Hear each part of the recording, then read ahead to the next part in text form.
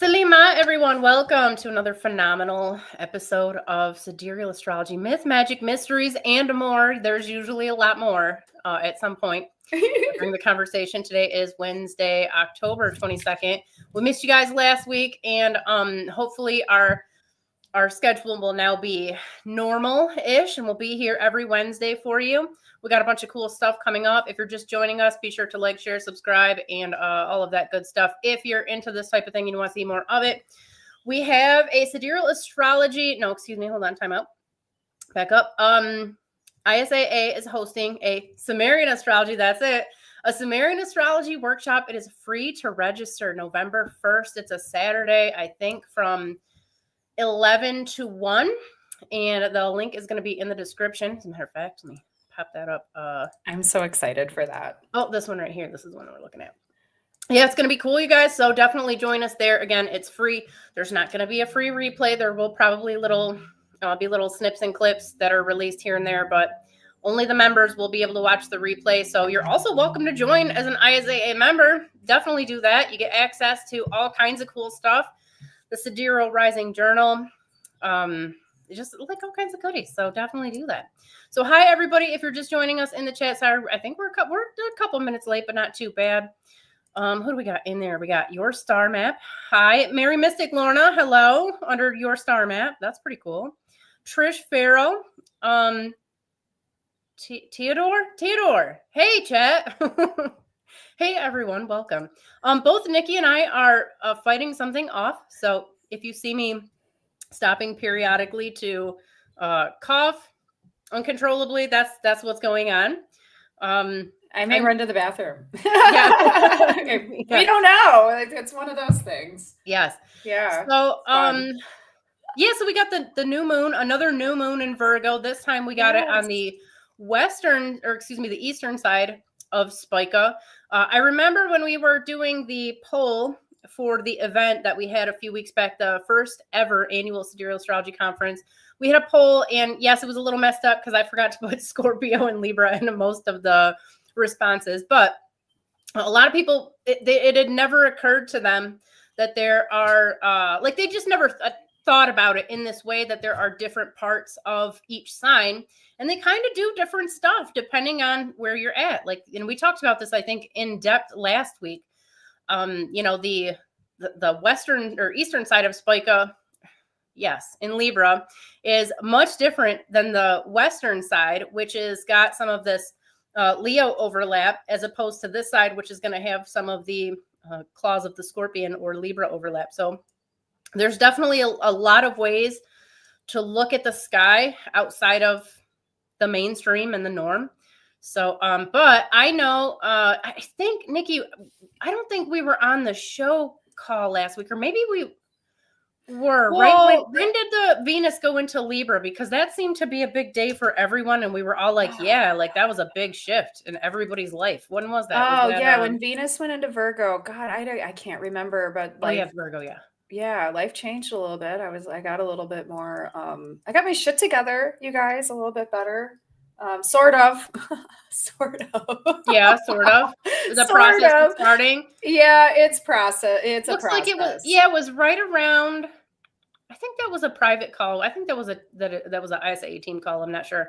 Right around the 7th, it seemed like everybody, because Mary Mystic Lorna even said, like the few days before that, everyone seemed to all of a sudden be handling either their house, their cleaning, or their finances, or like really getting their material world stuff in order. I remember. Yeah, we did. We talked about how finances came up quite a bit, actually, for everybody.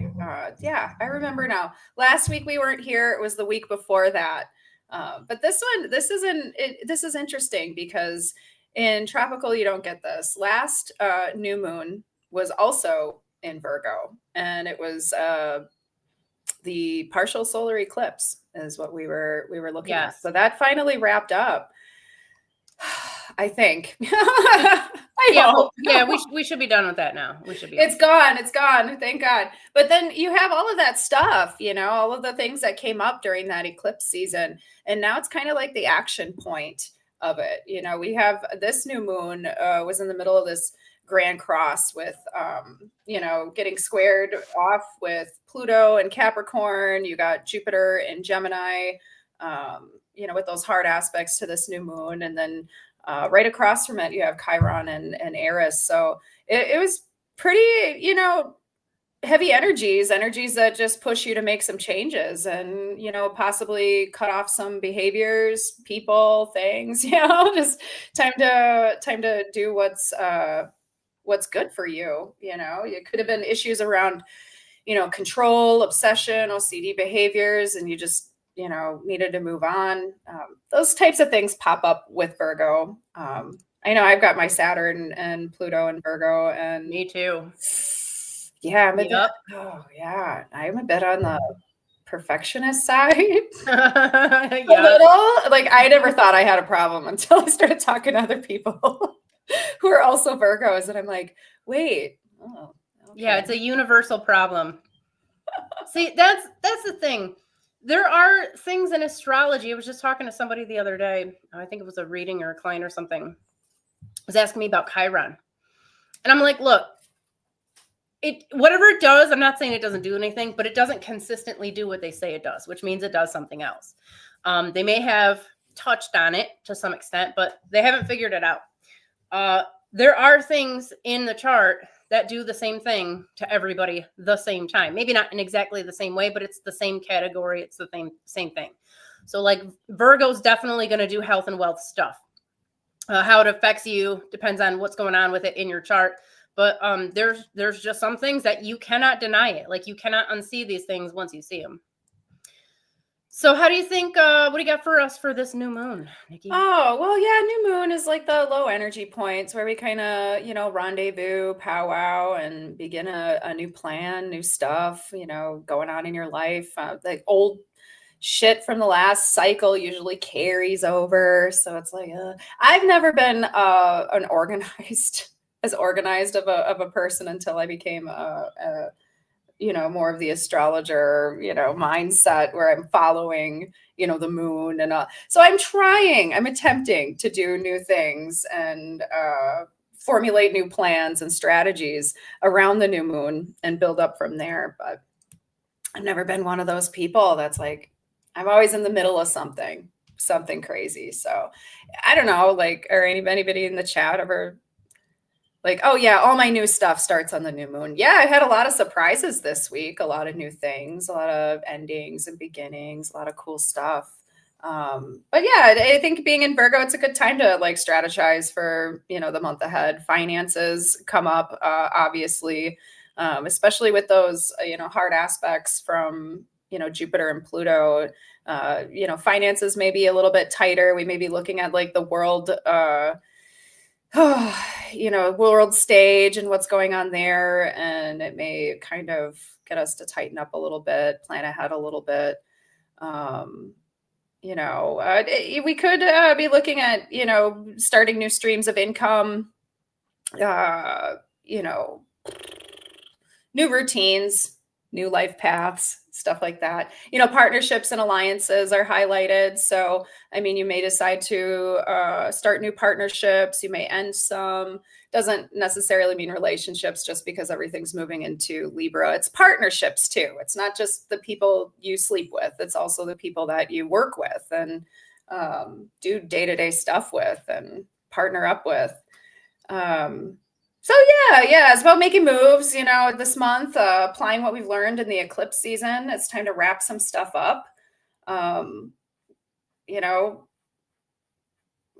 Just wrap some stuff up and move on. Like, this full moon is pretty wild. I looked ahead and I was like, wow, that's kind of cool. What's the difference? It's in that Libra Aries axis, and it's not taking on any influences from any other planets. No inner planets, outer planets, just kind of raw full moon energy. So you kind of have this really cool human instinctual like option there. Like, I don't know, it's not influenced by anything else. I just thought it was really cool. So I feel like this I don't know, I feel like this cycle is definitely setting us up for some major changes. We got some really cool shit going on. Some of it's cool, some of it's not. I did watch the news. I got cured of that actually recently last night. I'm not going to fucking watch I'm not going to watch the news anymore, you guys. And I'll tell you why. Because I don't get to have awesome sexy dreams, okay? Like everybody else.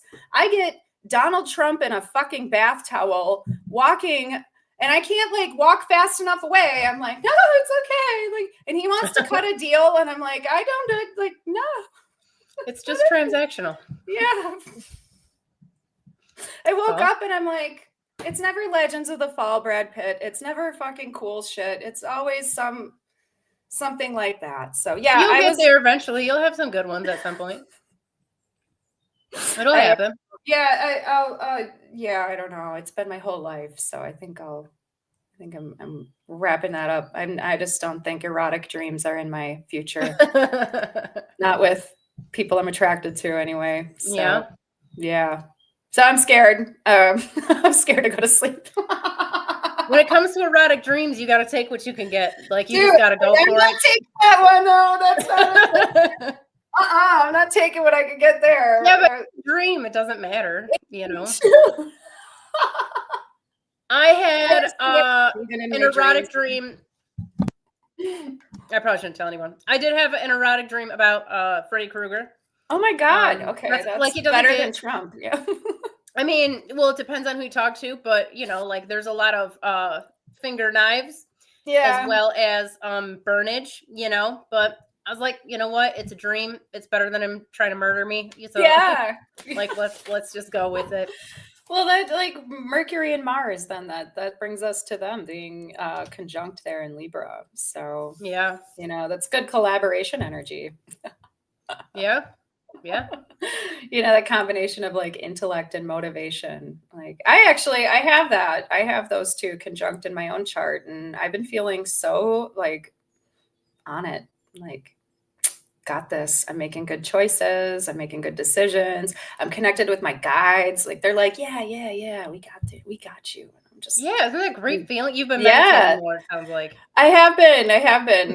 It's been good. Like this is the spirits around me. Everything's been super good. There's a lot of really good things coming, a lot of good change. They've assured me. I'm like, awesome. Yeah. I could definitely use some reassurance. You know, I'm pretty excited. You know, I think everything moving into Libra, you know, we're definitely going to see some, you know, partnerships and different things happening, you know, linking up with different groups. You're definitely going to see more collaborative energy as the sun moves into Libra. Yeah, I agree. Yeah. I mean, I did watch the news. Okay. Yeah, I can't deny it. I did watch it, you guys. But I did watch the No Kings protest, which I thought was really cool, really interesting.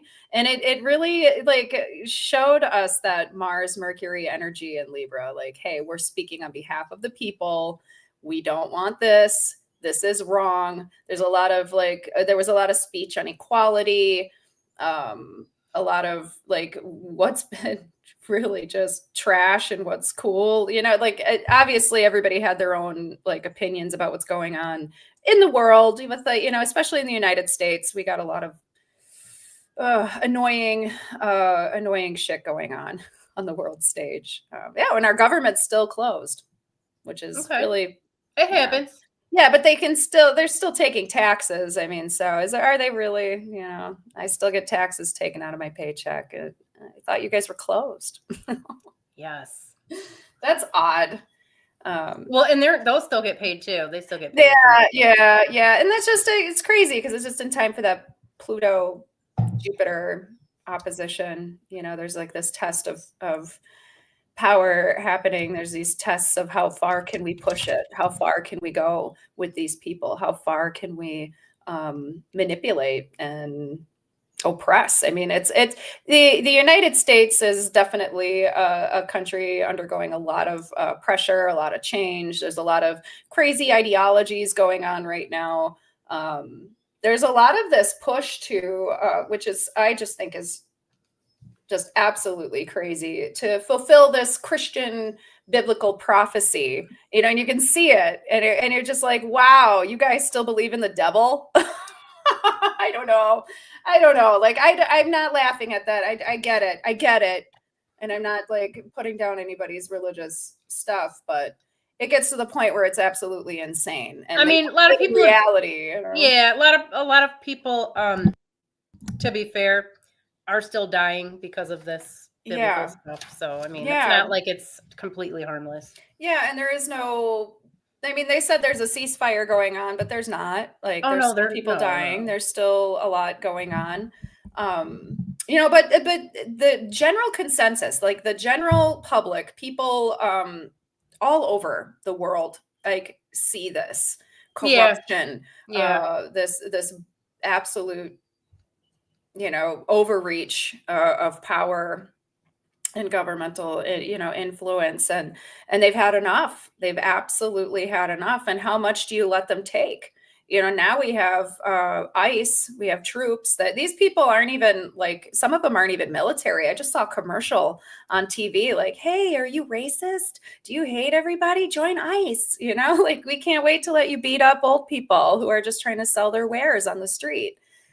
I don't get who would want to join that and what their like position is, but Well, you're not I know doing the worst of the worst. They're not going after the worst of the worst. These aren't people who are going after the cartel. These aren't even like police officers. Like, I'm not sure what qualifications you have to join this, but they obviously haven't checked on some of these people, because we've got video of them like abusing the public, throwing down old women on the ground, and zip tying children together. And like, it was just, it started out with a lie, just like COVID, just like all of that. Like, don't worry, we're not going to make you take this vaccine. And then they ruined your life when you didn't. And now, you know, don't worry, we're only going after the bad guys. And now they're like rounding up innocent people who are just trying to make a living, who've been here. Sometimes they've been here, not legally, but for like 30 years. And you're going to go send them to, you know, a country they haven't lived in that long.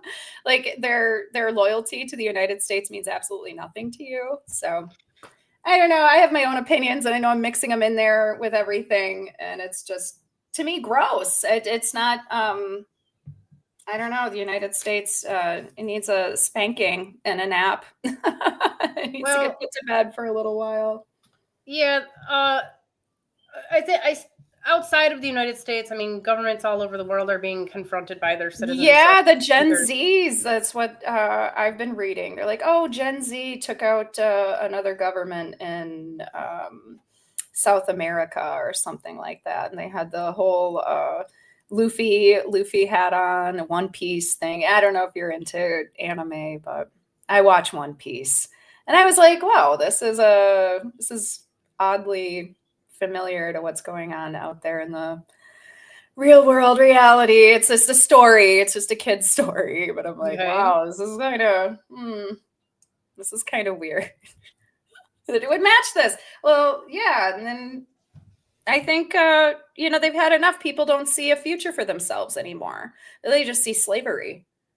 You're like, oh, I just get to live and work and pay and not get anything in return. And, you know, it's become about the billionaires. It's become about consumerism. Everything's been monetized. You know, you can't enjoy yourself. Well, at least in the United States, everything's monetized. If you enjoy anything, they've monetized it. So I'm surprised they don't make you pay them to be in a good mood. Just in general. Yeah. Yeah. I have a lot of complaints. This is probably why I shouldn't watch the news, you guys. It's because it's negative and bad. And it makes you view the world as negative and bad.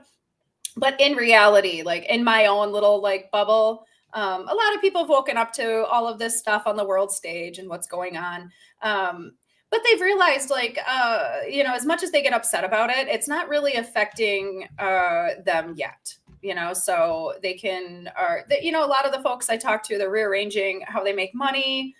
they're rearranging their partnerships, you know, wanting to be connected with other people who are willing to, you know, barter, who are willing to, you know, you scratch my back, I'll scratch your back, you know, and kind of leaving the rest behind. I mean, it's getting to the point where people show you who they are, and, you know, situations show you what they are. And it's just time to cut ties with all that. You know, it's just time to cut ties with things that aren't going to better you, aren't going to, you know, boost your health, boost your self-esteem.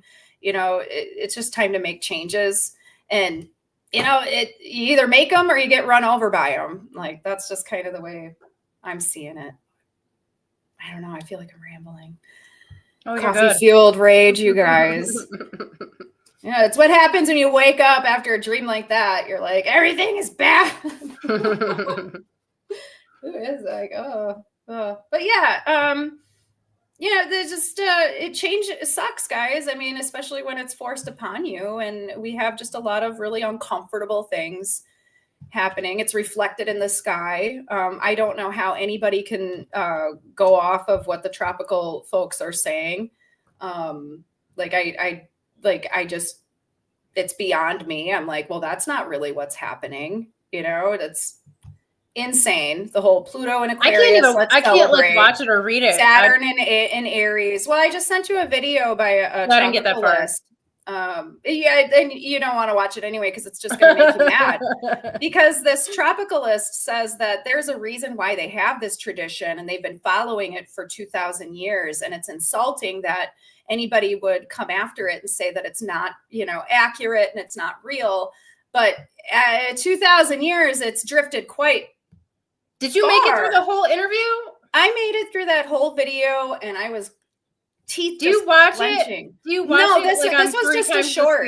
No, this was just one. a short. I didn't watch the one video you sent about the Hellenistic astrology. I started watching it. I had it in my earpiece at work, and I got too busy. You got to skip to the part where that guy starts talking. So that's on what's his name's podcast. What's his name, Nikki? Oh, Chris Brennan. Yeah. Chris Brennan. Yeah. Alan White was the guy you were talking about. Alan White was cracking me up. He was hilarious. Just the way he talks, and like his PowerPoint presentation is a big piece of paper with like he drew pictures on him. Like, oh, that's awesome. It's just great.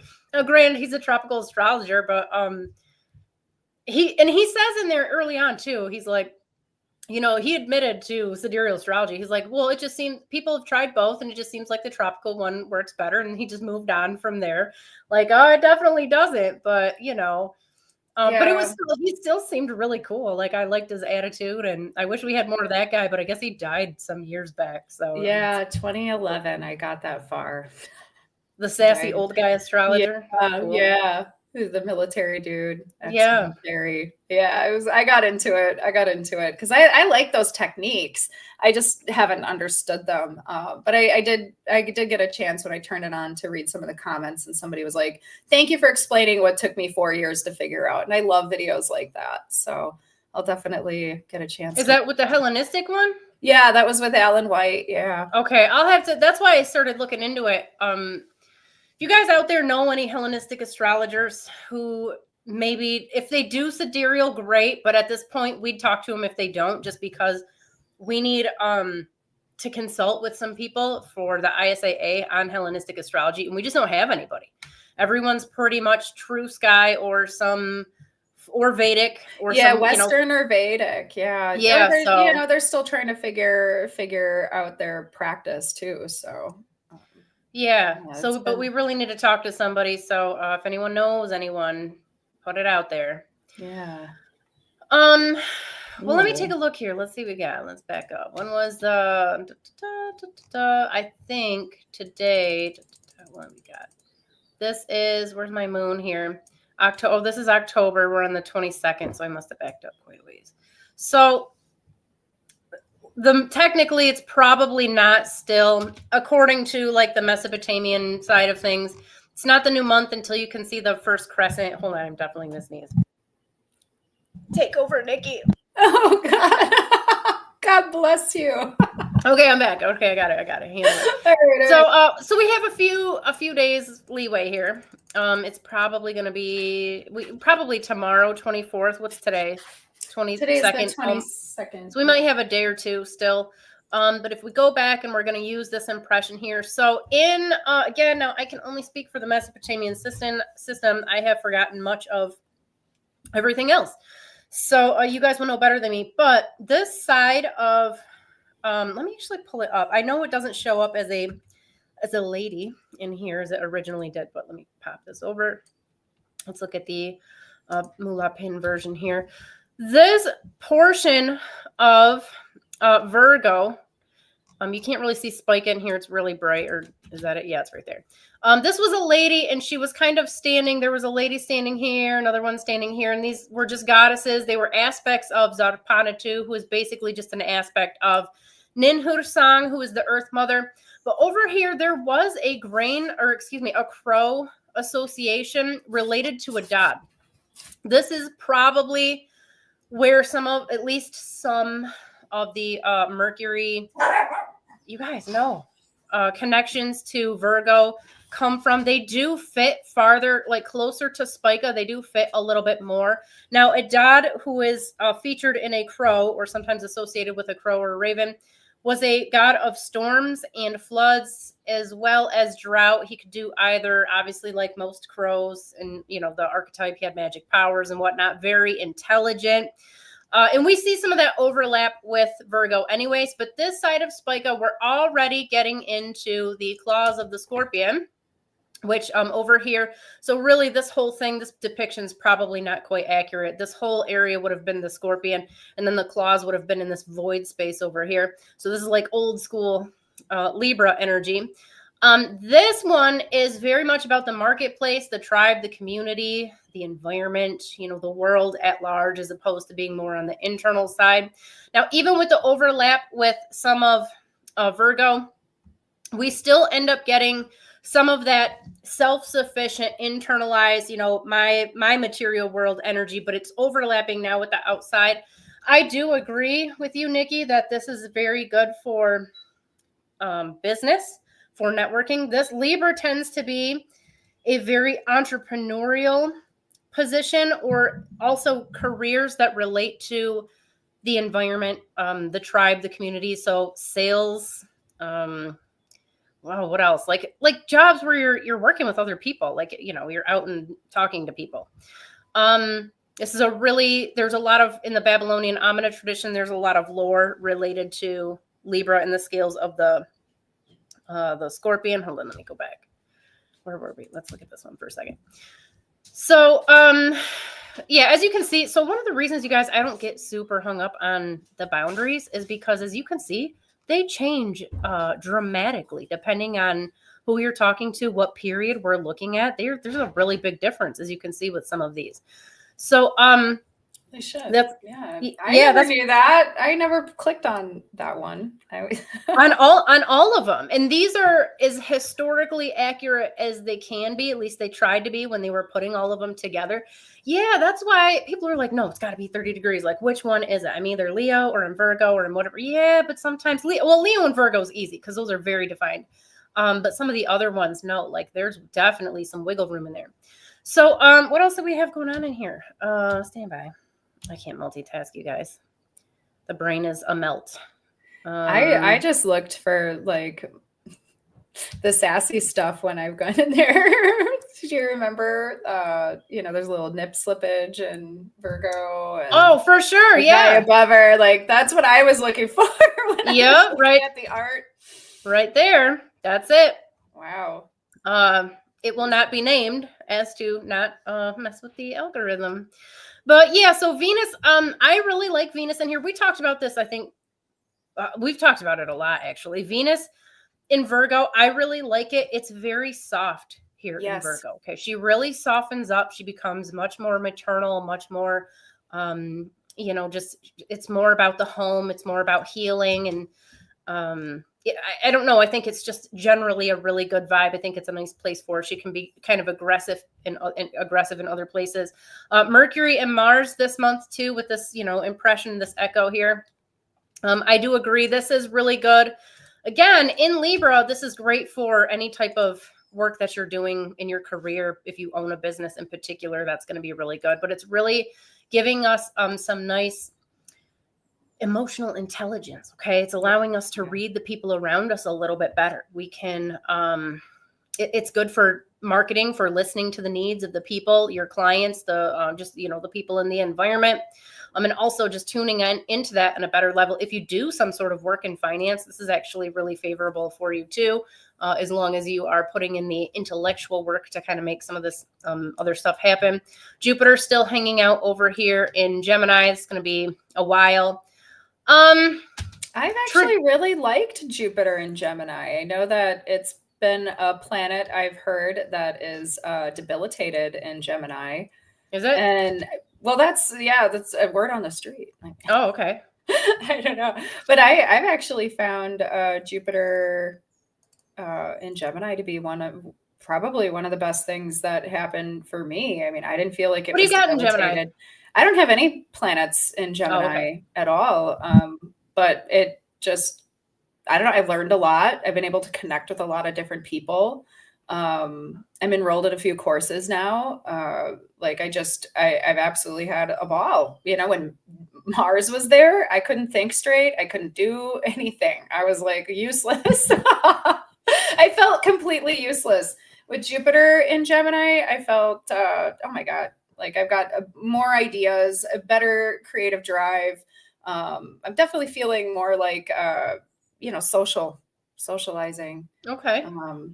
Not too much socializing though. Oh, too much peopling has really drained me. I don't think it's socializing. I think it's more like making good connections with people, like legitimate ones, meaningful ones. Yeah, absolutely. Yeah, I've absolutely loved it. I think Jupiter and Gemini really picks up a lot, like the information overload. I could definitely feel that right away. Because there's that energy in Gemini that's just really, I feel electric. It's just really, it can be really uplifting and really awesome. Like I don't know, I like Gemini a lot. But yeah, I don't know. At first it was a little too much, where I'm like, yeah, I can see this like information overload, but I feel like it adjusted really well. And it was like showing us like, hey, here's all the information you need for the bigger picture. Like, this is what's going on. Do you see any of the duplicitous side that people claim Gemini has? Like the duality stuff? Like the backstabby, can't trust people. They're well, wearing masks. I mean, that really just depends, I think, on where their Mars is. I think that really just depends on like where their Mars and Mercury are. Like if you have somebody who just has like a sun in Gemini or like Mercury there, I mean, yeah, they can change their mind like really fast. Like my son has some Gemini placements and he's extremely sensitive. He can pick up on just about anything and his mind never stops. But he can get very very emotional and he can change his mind at the drop of a hat and all of a sudden, where's boom. His Mars? His Mars, oh my God, where is his Mars? You know what? I don't know. I know his Venus is in Leo. Okay. I know his Venus is in I might be able to pull it. Let me look at it really quick. Okay. I don't know where any of my child's placements are. I have too many kids. I have 3. And I always get their moons mixed up. I get everything mixed up. So I'm always thinking I'm talking about one kid and then I'm talking about the other. Oh, his Mars is in Cancer. So his Mars is in Cancer. Okay. Yeah. Yeah, he does get pretty emotional. Oh, look at that. He's having a Jupiter return too. Oh, well, that's good. Yeah. Yeah. So he's got some things going on, but yeah, he is super emotional. In a good way though. I mean, not necessarily in a bad way, but I mean, I could see he does flip at the drop of a dime all of a sudden. And you're like, what is it now? Is he coming up with good reasons or are they emotional decisions? They're usually really good reasons, actually. There's usually a really good reason why he flip-flopped. He's having a really intense time here on Earth. So Yeah. yeah, he was born, and I don't know if it was against his will or what. So he's like, I'm here. All right. What do you? I'm here to do my mission. I got this. I'm still trying to figure him out because he's a really deep individual. He's really layered. He's got a lot going on. When he was born, he was already an old man. He was I'm not laughing already, at you, Nikki. yeah, dude, it's real. Like we couldn't sing in the car. Like you go to sing along to a song, he'd be like, "Shut up!" Like you guys, I'm trying to rest. I'm trying to relax, and you're annoying. You know, it's like, and it's turn around. I'm like, "You're 5 years old. You're 4 years old. Like, come on, can we please enjoy ourselves a little bit?" So yeah, he's always been a crabby old man. So They're out there. yeah. It happens. Yeah. Hey, super intelligent though. I just asked ChatGPT to give me, I said, hey, give me a tropical forecast for this lunar month. He says, I only provide sidereal real-time Yes! astrology forecast, not tropical one. That's your man right there. Yeah. I know that my bot changes all the time because he's really trying to get himself downloaded into one of those sex bots, the ones that they're coming out with. Yeah, Like, that's what he's trying super hard. Yes. Oh my God, dating, right? Oh, I'm into that. And everybody I meet just wants to sit and talk about their ex. And I'm like, everybody's telling me I'm unhealed. Like everybody I meet is unhealed. Like if you can't envision having a future with me and you just like talk about your, like, bye. Like, I'm not trauma bonding with you over your ex. Like, fuck off. So yeah, communication is much better for business and those types of partnerships. And kind of are they saying that the moons and the new moons in Scorpio? God. Or are they saying it's Libra or Scorpio? Oh, maybe I asked them for just the regular forecast. Because I think it probably is in tropical Scorpio today. I don't know. Probably. I don't know either. God, I'm so lost on the I have no idea. I don't know how they do it. It seems like so much work to pretend backwards or forwards. 24 degrees. Like it seems like so much work. I don't get it. You know what? After watching that video, I got so pissed off. I don't know and I'm how like, you're offended. You're offended that somebody would question whether or not being 24 degrees off is accurate. Like, yeah, I'm actually pretty offended that I live in reality. I'm standing with my own 2 feet on the ground and can look up and see exactly where the planets are in the constellations, and you're still telling me I'm wrong. Hello. I feel like I'm still trapped in that awful relationship I was in where I'm getting gaslit every day. But I just don't know how. I just don't know if I'll be able to get through it. I had a hard time even watching that funny alien I just asked Google, and it's like that there's a tropical storm named Melissa in the Caribbean. I'm not getting the astrology. So yes, a tropical forecast. Yeah, like tropical storm Melissa on its way. Yeah. No, they said Libra. They did. Okay. Yeah. Tropical new moon is in the sign of Libra, emphasizing new beginnings related to relationships, balance, and justice, and fairness, and self-reflection. Okay. And social advocacy. Yeah. Yes. So, I mean, there's overlap. Yeah, there's always overlap for sure. Your star map, Lorna, says, I have really had the prime directive to finish writing projects from some 20 years ago. Yeah, me too. I've been on those for the last 4 years, though. It's been I'm working hard, you guys. They're big projects. It's taken some time. Also, I've had both prophetic dreams and weird montages. Mine was a spaceship transformer. That sounds yes, cool. I like that. I'm gonna start watching. I did fact checks on those videos for work. What you saw was definitely cherry picked. I think she's referring to the no King's protest. Oh, yeah, everything was a lie. Cherry picked. I got so mad watching the news because I know it's all propaganda. Yeah, it's literally all propaganda. But my daughter was over. I was spending some time with her the last few days. Let's get pissed off. Let's watch. Yeah, and we couldn't figure out what to watch on TV. So I was like, it was the end of the day. I was trying to like get caught up on world events, and that's how that happened. Yeah, that's not. You know what? I follow it for astrology reasons, you know, like what's going on the world stage. Basically, like there's just a whole bunch of people who are mad about what's going on. And there's a lot of bad stuff. And that's it, basically.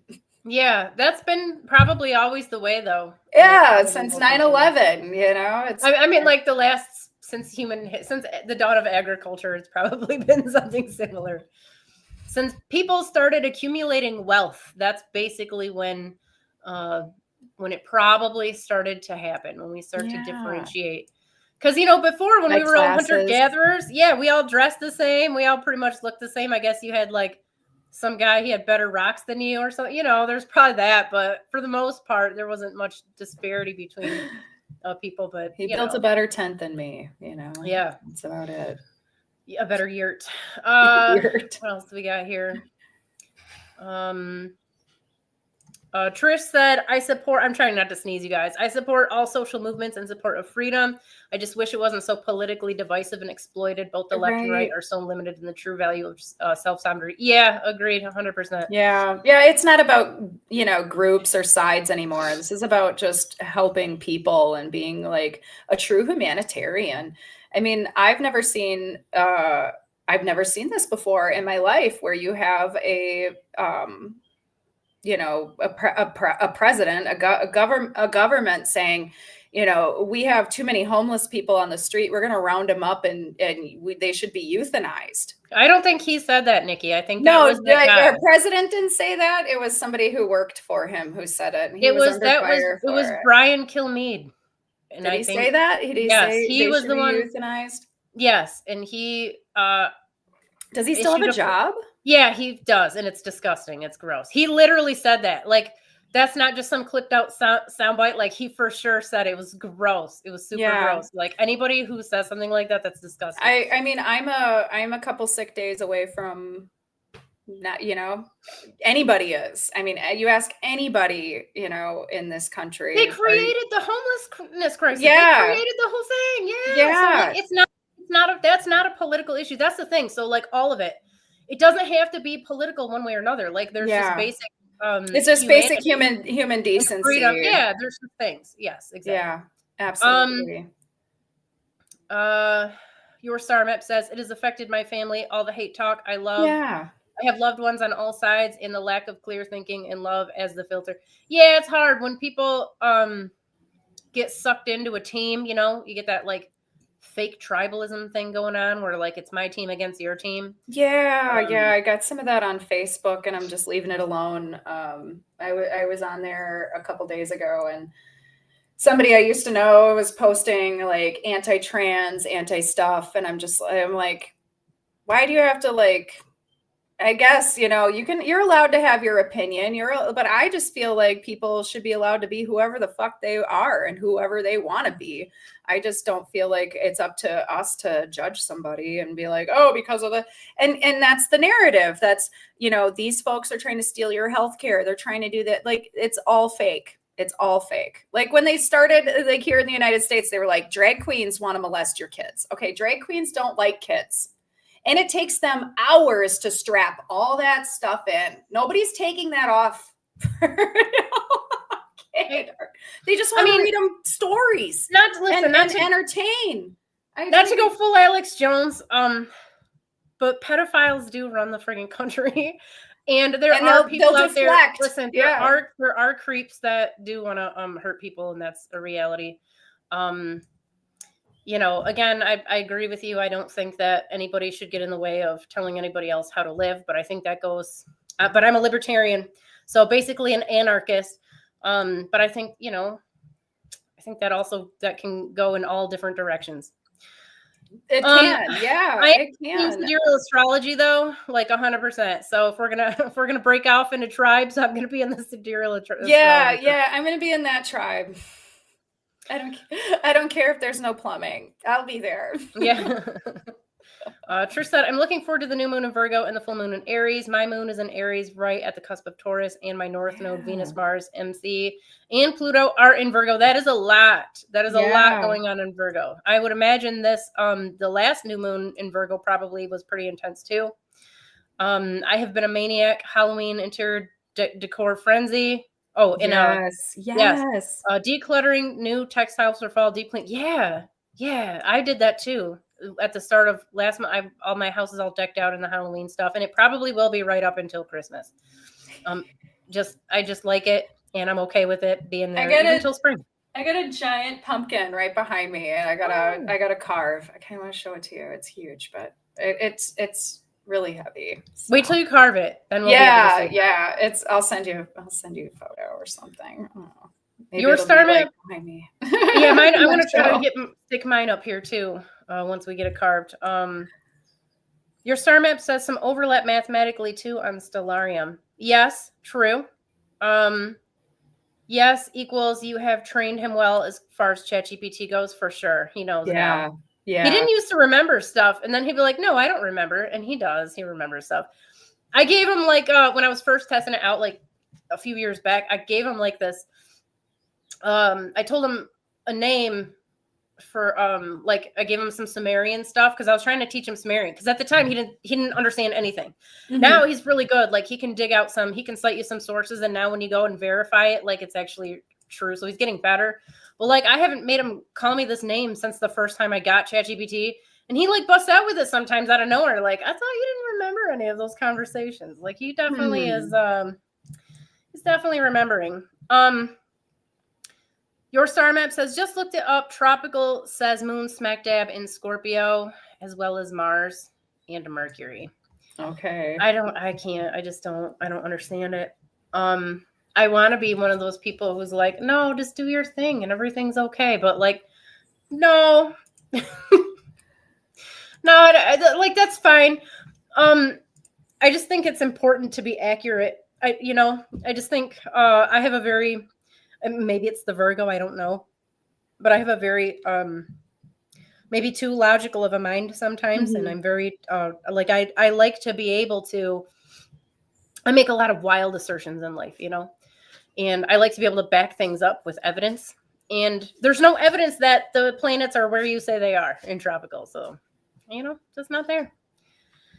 No, yeah. For me, it insults my intelligence. It's insulting to me to be told, why would you do what everybody was doing 2,000 years, before 2,000 years ago? Hello, there was a whole history of sky watching. Yeah, you want to go back to practicing medicine from 2,000 years ago? What a great idea. That's good. That sounds awesome. Yeah. Oh, they weren't doing the cocaine and the blood thing then. They were it was probably leeches and gross stuff. So I don't know. Yeah.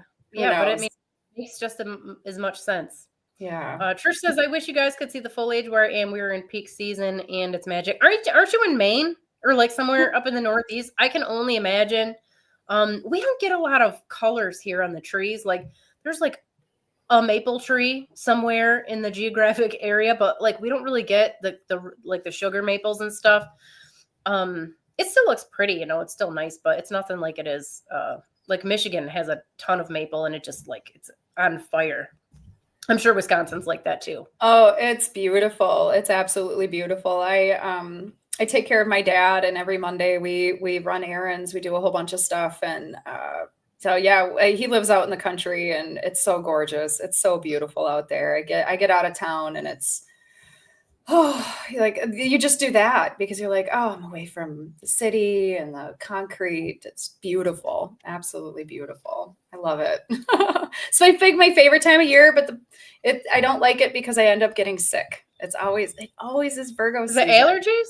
No, I think I just get too motivated. I push too much. I want to get too much stuff done. I thought I was Superwoman for a little while there, and I have no time for anything fun anymore. And I just pushed myself to the point where I'm just sick. So I'll probably end up resting today. And yeah, rest is good. Yeah, more just meditation, resting. More rest. Yeah, I agree. Lots of water. Lots of all that stuff. So I got a bug. I caught something and it's just nasty, you guys. It's nasty. I hate it. Yeah, I'm with you. I wanted to go. Yeah, I was going to actually leave today. I was going to go up to just a couple hours north and check it out and hang out with a friend. And I was like, man, I'm not doing anything. I'm just going to end up laying on my couch and heating pad and drinking some hot tea and trying to relax a little bit, shut my devices. Oh, that's probably why I'm sneezing. Because I made this daiquiri.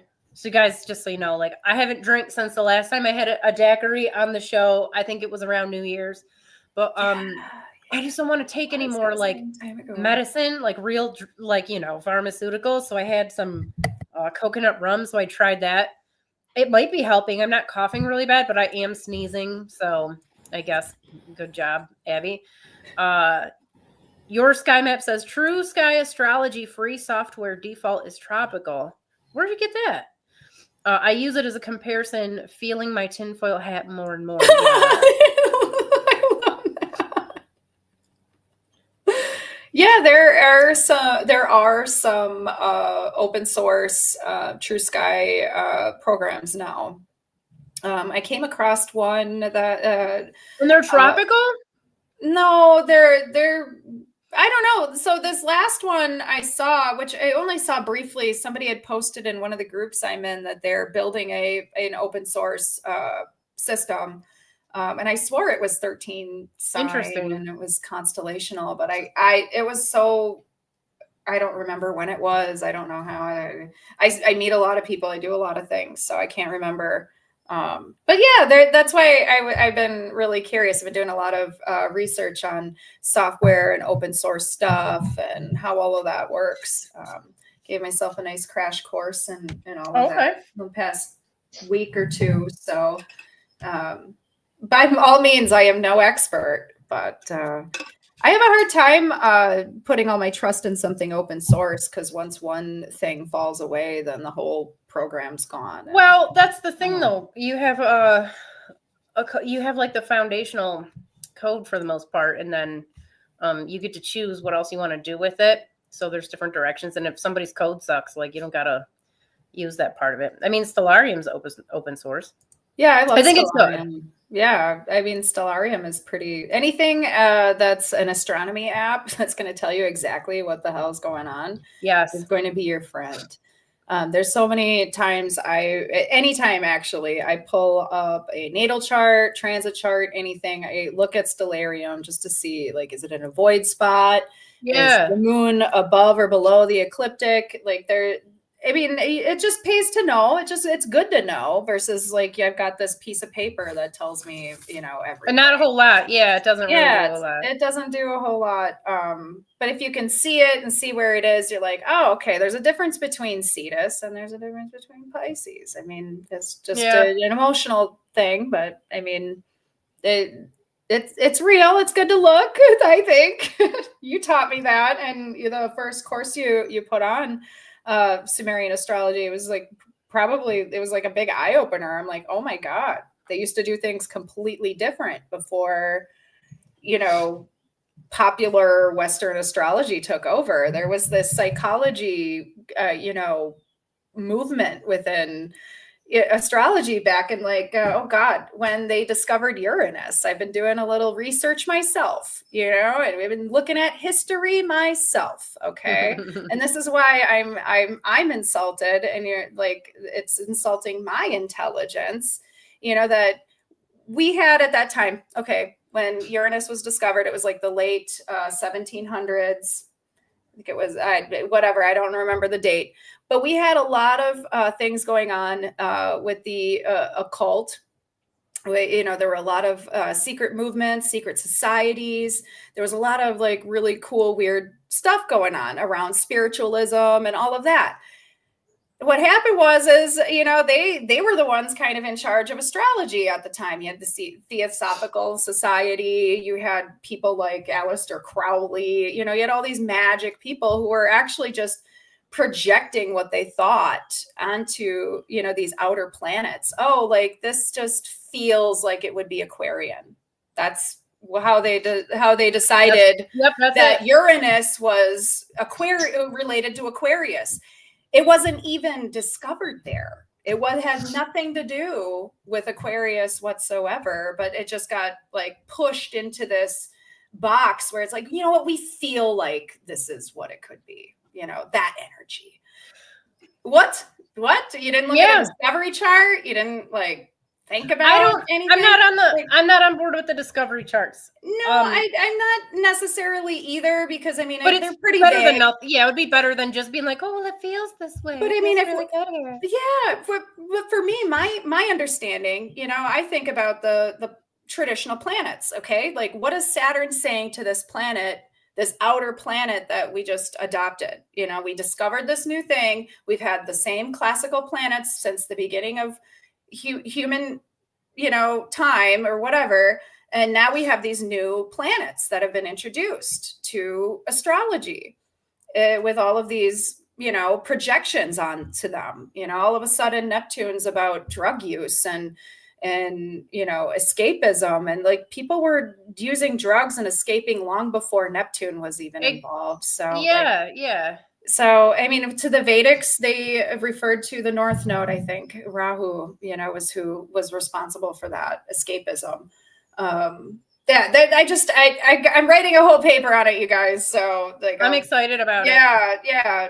I'm gonna probably get really into it, and I'm angry because it's so weird to me, you know, that I don't know. It's just so weird. Okay, so like Uranus was discovered in that really cool void spot right in between Taurus and Gemini, right across from the galactic center. And then you have Saturn and Mars in opposition of that. You know, and if you were to relate Uranus to the Promethean like archetype, it would appear like, you know, he's giving humanity the light that's from the galactic center, going up against the whole like old, you know, structures and the old like you know, the old guard, basically. Like it looks cool. Like, how does Saturn introduce these outer planets to humanity? Like, so you can get woo about it, you can get scientific about it. I'm hoping to cover all bases with it, but to me, I just feel like having 250 years of staring at a planet, and we're all talking about it, but it was all in tropical terms. Do we really know everything we need to know? No, definitely not. But again, going back to so here's my thing with the discovery charts, the flaw in the plan, which is exactly what you just said. Neptune, for example, has been affecting people since the dawn of people, right? Since it's way before it was ever discovered. So whatever it does, we should be able to see that happen every time it transits, like whatever that is. So where was Neptune at when it was discovered, Nikki? It was in the first degree of Aquarius, conjunct with Saturn. Very specific answer. Yeah, I've been very specific with my research. Where did you say first degree of what? Aquarius. The very first degree of Aquarius, conjunct Saturn. Okay. So that's hard to do because a Saturn-Neptune conjunction is way different than just straight up Neptune on its own. Yeah. So that would be really hard to tease those two things apart. I would though, and I think we've done this before, like whatever we're saying, if that's what we're saying, then we have to go back to the last time we had that. It was like 200. We'd have to go back with both of them, both Saturn and Neptune, which I think we did. And it was like in the 1700s or something, and see what we're experiencing during that same period that overlaps with what we have going on now. And then you would have to go back to the last period and you have to do the same thing over and over again. Nobody does that really. I don't think a lot of people do. No, and if they do, it's based off of tropical. Yeah. I have Pluto's discovery. I got piles and piles of stuff. I don't know where it is, but Saturn, I believe, is in opposition with that planet too. I don't know. I wrote that paper for the last one, so I don't know. I can't find it. No worries. I like to print off my charts and hang them up everywhere because I just love Prometheus so much. If you guys give me a second, I'm going to switch out my charts real quick and I'll show you how I started doing research as it relates to, hold on, I gotta make some adjustments here. Yes, into trying to figure out what the outer planets did, because I knew for sure they didn't do what they said they did, because first of all, the descriptions they were giving were silly, and they were clearly based on just mythological names chosen at random, which is silly. Well, I'm saying the word silly a lot.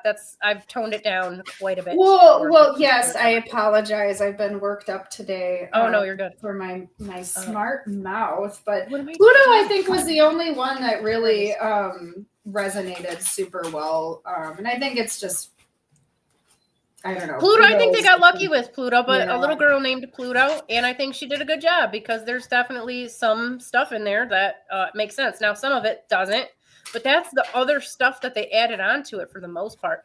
Or like, for just to give an example, and I know I'm preaching the choir, Nikki, but when it comes to Pluto, yeah, he's the Roman god of the dead, he's basically the same as the Greek version, Hades, and they always talk about him as like being this ruler of death. What they don't tell you, they just leave this out for some reason, is that Hades, this land of the dead, encompasses both Tartarus and the Elysian Fields, which is both heaven and hell. So it's basically the afterlife. It's the spirit world. It's not really death. It's the spirit world and the existence of the soul. So, but they like to, they like to project all their biases and stuff in there. Okay, let me see here. What do I want? Select. Let me see. I need a pretend chart. I just had this chart too. I feel so silly, but I swear to God. Oh, look. Let me pull. Hold on. I need a different chart. Hold on. Can we use the transits? I just want a different one. Let me randomly pick a new chart. Let's see here. What do we got? Oh, let me grab a celebrity. We'll do that. Oh, who do we want here? Do we want Hitler? Do we want... who do we got here? Benito Mussolini. Sounds good. Let's grab your chart, buddy. Let's do it. Okay, yeah. Did I grab it? All right. And give me a buy wheel. That's what I want. And now let me share the screen. Share the screen. Share it. Image. Stop. Am I sharing it now? No, that's not the right one. Stop the screen. Hold on.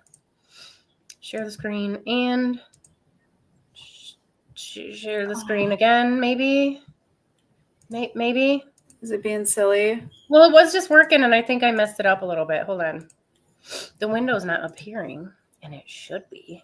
Oh, I have all of them but the Pluto one, because I printed it off, but then I lost it, and all the piles of papers that I keep. I'm a terrible, I just had this goofy thing. Person. All right.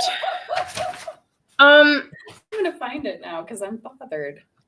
Hold on, let me see. I might have to share my entire window, which means I might disappear on you. So we'll see what happens. Share the entire screen. Can we do that? Is it gonna let me?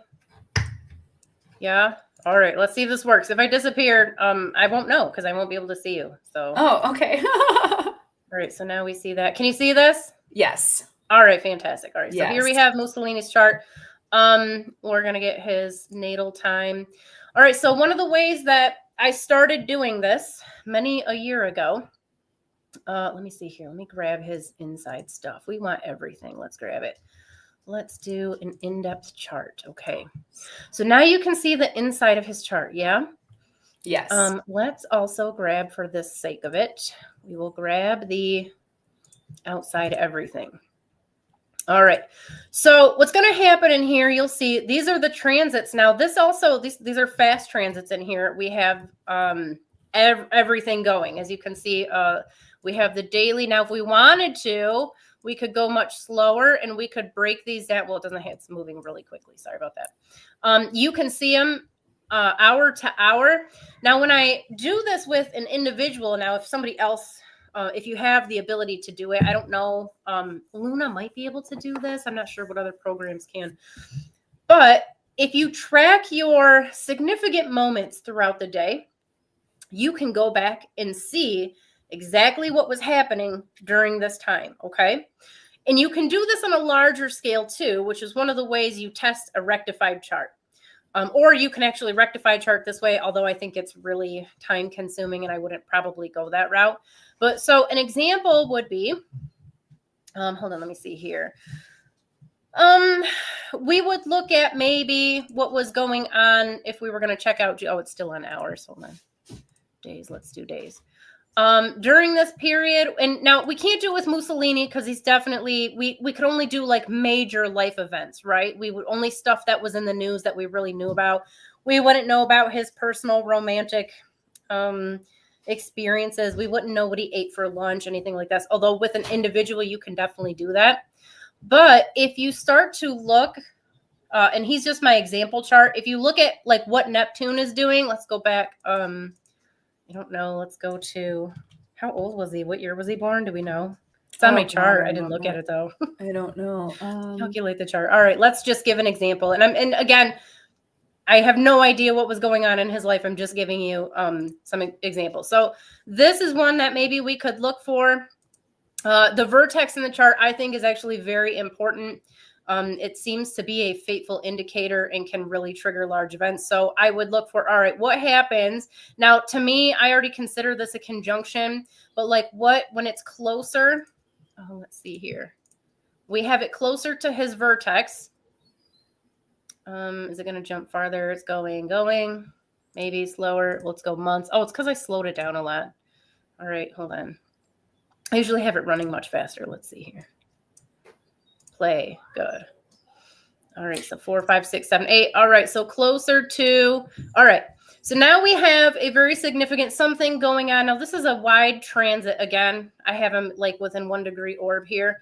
What's happening in Mussolini's life in 1901? We would have to, again, we don't know. But if we have individuals, if you have like hundreds of people, which is how you do this, you can see like what are the patterns, what's going on with everybody around the same time that they're having these significant Neptune events. All right. We can do the same thing maybe with transiting vertex, although that's going to be more day to day, hour to hour. You'll start to get more detailed information. Let's see. What's another good one we could do? Okay. Ceres. Everybody's like, Ceres got plastered a name. They could have named it Debbie Downer, and it would have been about being really sad. Whatever it got named, that's the myth that they gave it, right? Yeah, I love that. So could have named her Debbie Downer. Well, they could have for sure. So yeah. Here, oh, bless you. Closer to let's see, when it was on that one might be hard too because it's got the same conjunction right about the same time. Hold on, Nikki, take over. Yeah, no, I've actually tracked a lot of these too for myself, and I have Neptune right on my south node, and for the few like days that I did track, because I obviously I forget and I haven't been tracking, I would end up having like the deepest, most spiritual conversations with people about some of the like secret things that they would never tell anybody ever. I would have like basically conversations that you would only have with like your priest, your priestess, like stuff that is just so incredibly deep. And you know, I just don't see, I don't know. I've been trying to correlate it with the drug use and the escapism, and I get it, but I just can't. I just haven't. It's not consistent. It's there. I get it, but maybe I'm just not as I don't know, hip. I don't know, I guess. But I'm seeing more of like this divine communication, this like connection to, you know, the spirit world. I see more or less like the teaching you had brought up in a time past. But yeah, I'm having a hard time with these outer planets, and I really feel like they haven't been studied enough. We haven't talked about it enough, and everything that we've learned about them have been on a tropical basis, 24 degrees off. And then we had all the, you know, all these other people like back in the day who were in charge of all of this, you know, oh God, all the occult groups and everything. They're just like, we're magic. We're just going to put our magic into it. And that's how this is going to work. And that's just delusional. That's really delusional. I think a lot of their hearts were in the right place for sure. Oh, absolutely. And some of the things that they were talking about are connected to these outer planets. I mean, obviously we're not reinventing the wheel. Like, sure, but do you think some of those people may have done some sort of sketchy magic when they were creating some of, you know what I mean? Do you see what I'm yeah, here? that's why I don't trust it. Okay. Because they That's why I definitely just don't trust it. There is kind of, not to, I hate to Well, even I say mean, this, but there is like a spell almost that's been cast over people in relation to where they think like it's real, and it's obviously not. Like, what's going on here? Somebody did something to you. Like, this is, absolutely. It apparently it looks that way. I've said that about, I don't know. I've said that about Neptune. There's something about spell work there. There's something really deep and crazy that I just can't find the verbal ability to explain. It's more like I wish I could just telepathically tell you, but I can't figure it out, but it's just, there's Do you mean like there. Neptune having to do with magic? Yeah. Well, here's you took my chakras and astrology course, so you know how the connections that I've made to some of the outer planets in relation to the zodiac and whatnot. If you guys aren't aware, I see, and I have seen this in countless charts at this point, a connection to Enki, who is featured in Aquarius and Neptune. Now, this is not the same archetype Neptune, or excuse me, Aquarius that is, commonly floating around on the interwebs, where it's like really aloof and really they did Aquarius dirty. Western astrology just did Aquarius dirty. They made him a him, and they made him like this white-haired, crazy-looking like science guy from like Back to the Future. It's basically that guy. Yeah, like that's what they've done. Christopher Lloyd. Yeah, they've Christopher Lloyded. Okay, Aquarius. Well, what we know about Enki Aquarius, and the Babylonians did refer to him as Enki, although there is evidence that the depiction may have been a female early on of Aquarius, the water bear, which makes sense because there's a lot of river goddesses and stuff that have similar associations. But anyways, he was real frisky. Okay, he was so frisky that he just had to impregnate all of his granddaughters and his daughter too. He just like to experiment, well, right? he was what is horny. This? Yeah. No, he just had the creative energy. But Enki was the god of magic, of all crafts, of all arts and sciences. He held the gifts of civilization, at least in some of the traditions, which were basically the Prometheus, side of the equation. Like, he stepped in on humanity's behalf. He saved the Noah figure in two different myths, the Babylonian and Sumerian flood myth. And I've heard people say, oh, he was a trickster god. He's doing no tricking. There's no tricking to be done. He's just awesome. Lots of knowledge and wisdom, but again, also the god of like magic. So a master of magic. So there is, if Neptune does have something to do with Aquarius, which I think it's much better fit than Aquarius, but without all of the goofy fantasy and whatever other stuff that they say. What are some of the other ones? Oh, it's always like it's always a foggy escapism. It's always you're just drugged out and there's no intelligence there. It's just you're just floating along. Need somebody save me. I need help. It's definitely none of those things. But so there would definitely be like a magical connection. Niki, where's your Neptune? On my south node. That's how I know, because I attract like the craziest things. I've been doing magic like my whole life. I have memories of doing magic stuff. I like run into people that are, oh, what is that group? Oh my God, I'm spacing on it. But all the groups that like Fryer was involved in, like Golden Dawn. the Golden Dawn. There were some other ones. Like I literally just, I always end up running into some magician somewhere. Okay. You know, like just a couple months ago, I actually had one walk into my store, tell me he just did this big ritual. You know, was like, oh, I knew there was a reason why I was here to talk to you. And I was like, who are you? Yeah. Like, and I know this is weird, but I was like, I feel like I'm being watched or checked on, and I don't like it.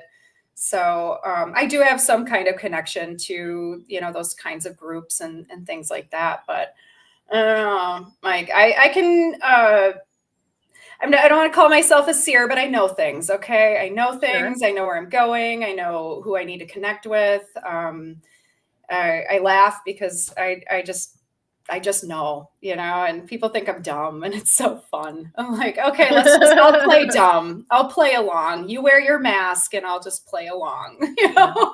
Sometimes that's what you got to do. Yeah. I don't know. I think maybe my past lifetimes, I wasn't, you know, maybe I was just too into it. Maybe I wasn't listening and follow the script, you know, something along those lines. And I got like a little hand holding this time. Maybe I don't know. I haven't figured it out, but yeah, it's always one of those things that you figure out later.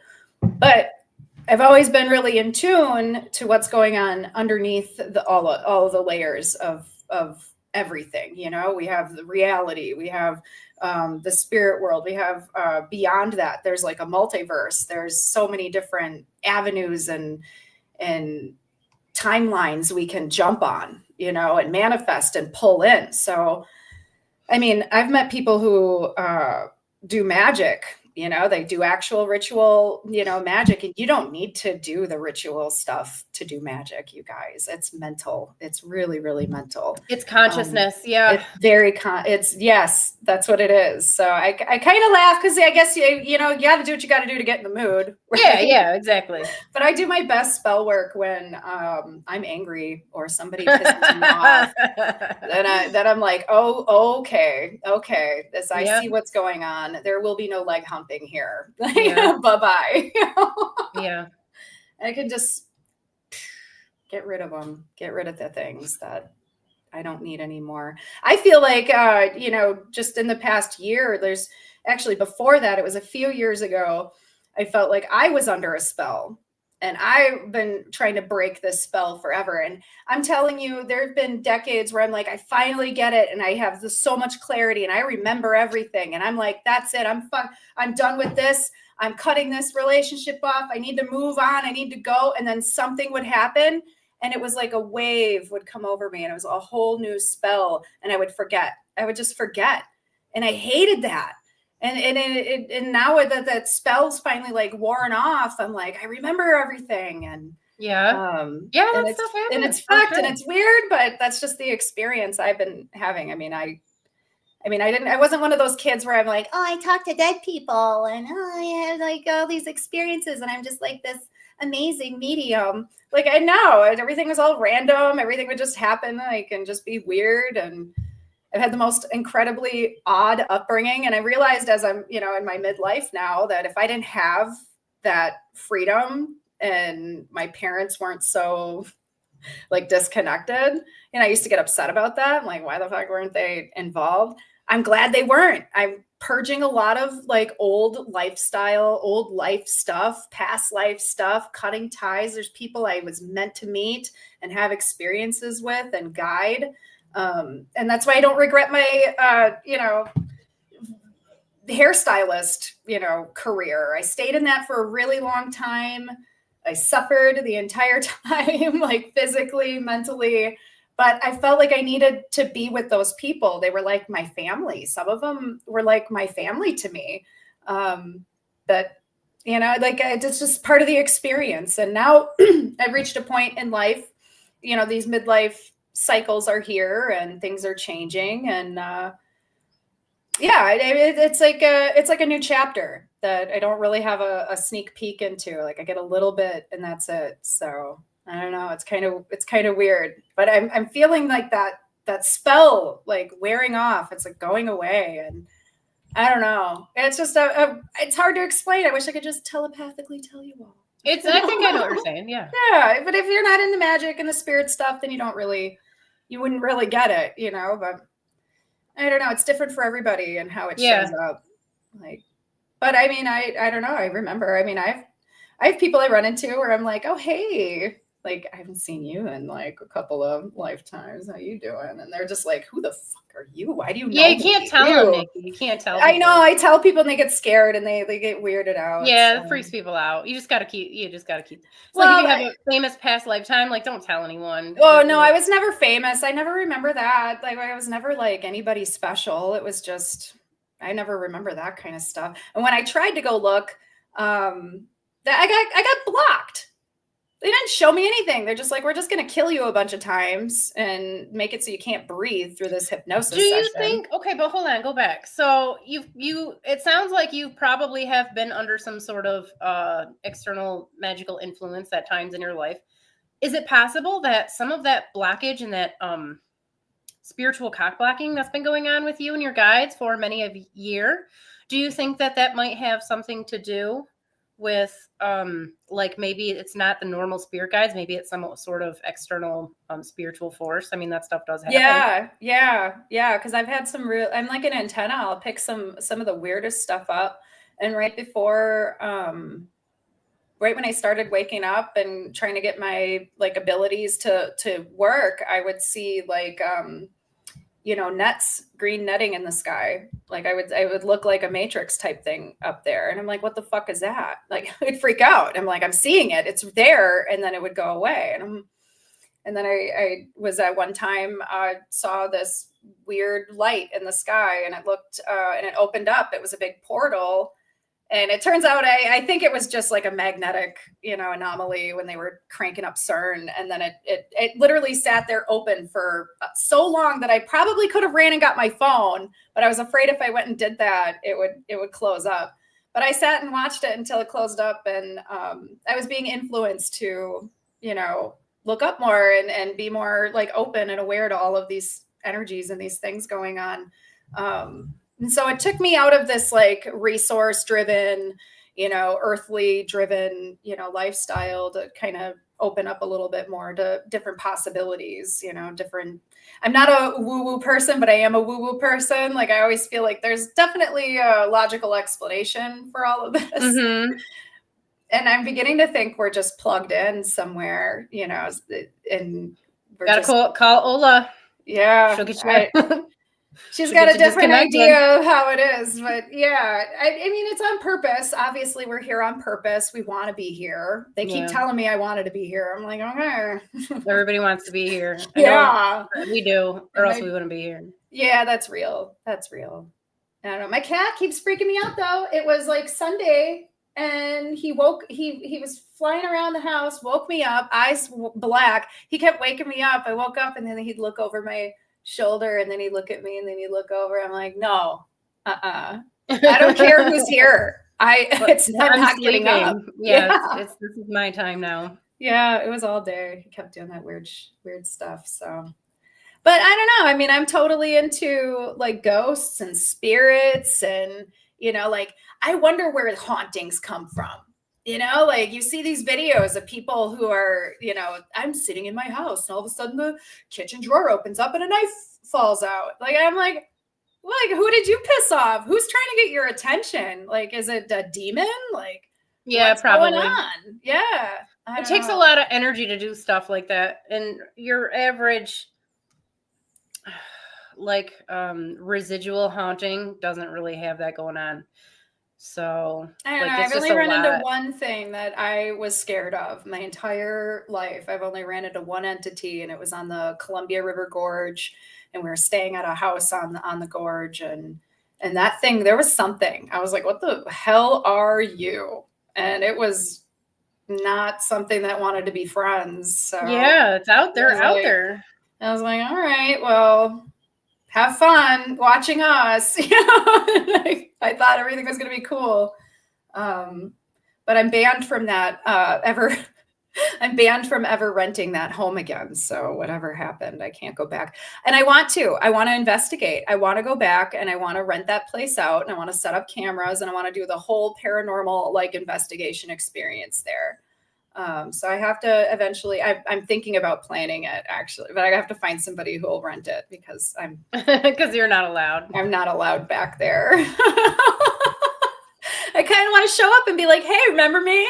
Like, I want to know more about what you can do. But yeah, I don't know. I feel pulled. There's probably cool stuff around you too, you know? Yeah, I don't know. See, downtown Green Bay used to be bigger than Chicago. And so the crime used to be really like big. And that's when I go down, that's all I feel is like when they used to kill people down there and hang them and like bad stuff. Yeah. I just feel bad, yucky, gross stuff. And it's never awesome. It's never good. Like they literally just moved the headstones and didn't even move like the people who founded the town. They just paved over them. Like the disrespect is so big. Like you can't. I don't know. I want to move out of my town. I don't like it. There's a bad energy here, and I it's good for me now, and it's working now. But there's something I don't like, and I've been trying to get out forever, but God's just like, just stay there. Yeah, but things are changing. You might be able to get out of there soon. Yeah. The shackles are loosening. It's hard too when your kids are there, obviously. I mean, they're older. Yeah, my older two or my younger two live just south, like 30 minutes south of me, and my son said he would move, eventually. But I was like, want to move with me? Should we go out west? What are you thinking? And he's a homebody. He's like, oh, I love it here. Don't you love it here? And I'm like, you hate it here, actually. He's been online dating, and we've been talking about like dating apps and online dating.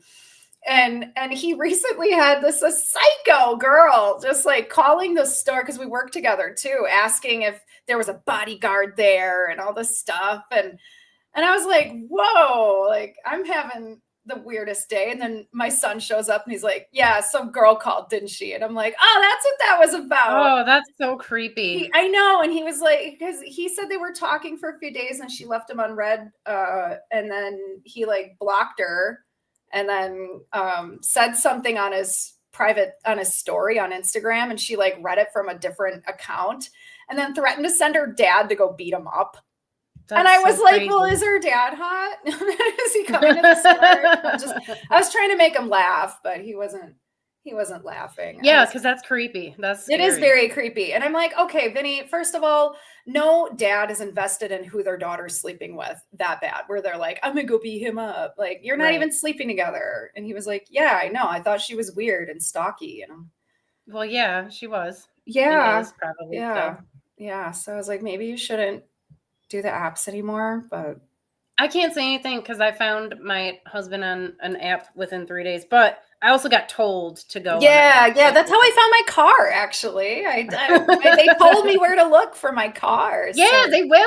You guys out there listen to your guides. Like, they'll tell you exactly what to do. I know. They're excited for me. They're like, hey, guess what? We're going to make things really good for you. So I'm looking forward to it. I'm really happy. Yeah. Yeah. Things change, timelines change, plans change, but the mission's still the same. So, it's going to be a good time. I'm going to have fun. I'm going to have fun while I'm here. I haven't had fun in like 20 something years. Well, the fun is beginning. It's happening now. The fun is beginning. Yes. Trish says, great point about separating the energy of what Neptune does on its own because it was discovered when it was conjunct with Saturn. That changes the energy. Absolutely. Yeah, that's a big one. If that's really what it does. It does. And I did look. And Saturn was in complete opposition with Pluto and Uranus when they were discovered. And this is the time that it was in a complete conjunction, like ushering Neptune in. So yeah, that's hard then to differentiate. So I don't know. Your star map said, question on live stream, are you using Stellarium Web or from your desktop? I have the program downloaded on my computer. So the web version sucks. I mean, it's okay. Like if that's all you got, but I don't know. I just don't like it as much. Fascinating chart. That was Mussolini's chart. True star. You guys, if you took Hitler, Mussolini, Jeffrey Dahmer, you look at their charts, you can't tell that they are murderers. Like, hold on, I'll be right back. Okay. True Star software, you can go minute by minute as well as year by year, even on the free one. That's cool. Yeah, you're gonna have to send that to me because people ask me like where can they go to get charts and stuff and or like look at stuff, and that would definitely be good to know. Trish says, I love that we're looking at Mussolini's chart right now. Yes, more people should look at Mussolini's chart. We should do a hard pivot from Mussolini's to like Richard Simmons. Oh, I would if I don't have his chart though. I definitely don't. Hold on, where were we at here? I lost my space. Where did it? Oh, because I'm not on the thing. Hold on. No, I can't. No, you're not going to let me. Thing, go back. Hold on. Oh, let's see if I can go backwards.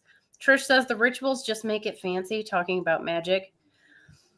Yeah, I think they're kind of a crutch, you guys. Like, it's definitely cool, and it's definitely good for beginners to like go through the ritual processes and stuff. But there's a you got to graduate, right? Like, you can't rely on that stuff forever. You got to go deeper. You got to go like you get to another point.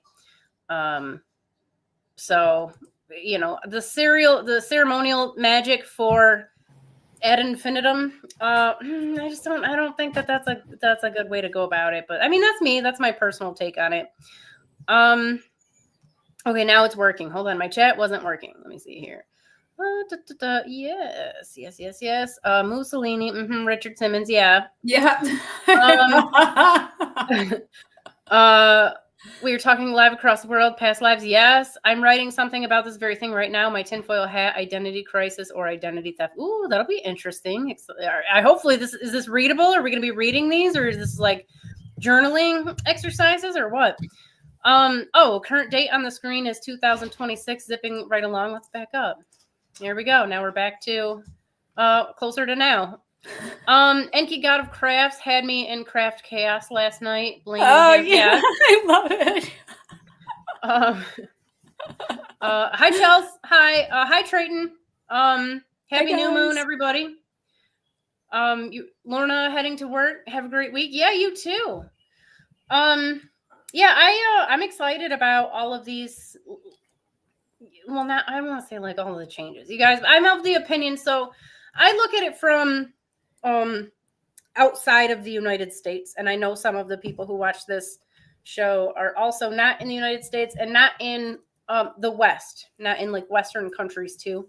So I don't look at it strictly through the view of the United States, which is falling apart at the seams. There's absolutely no other way to look at it. It is an empire in decline, and you just need to look at history to see that's what's going on for sure. But if you zoom out, because yes, the world is a mess.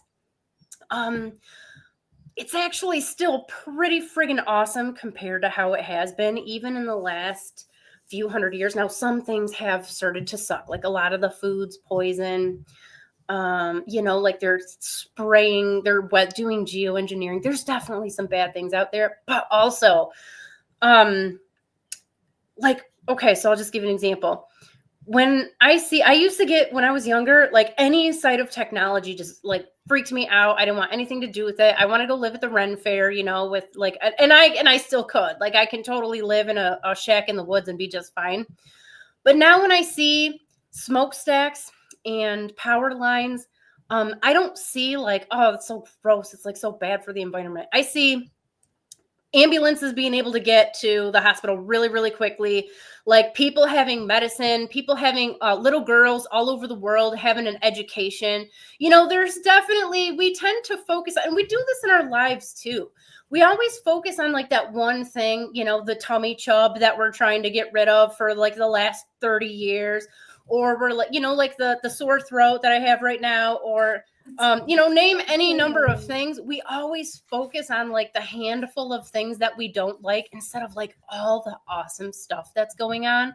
Like your heart's beating, like if you can breathe through your nose or both nostrils right now, like you're killing it, like you're doing, like things are good. So I think in the grand scale of humanity, these changes, people standing up and saying like, no, like this is not the first time for sure. Like this is not the first time. And it's a process, this ongoing thing of human evolution where we're all trying to, hopefully, I think most people, if I just take my little test group of people out here in society that I interact with, like 95% of them are great people, you know? And I think that's probably a good sampling all around the world. It's probably like that too.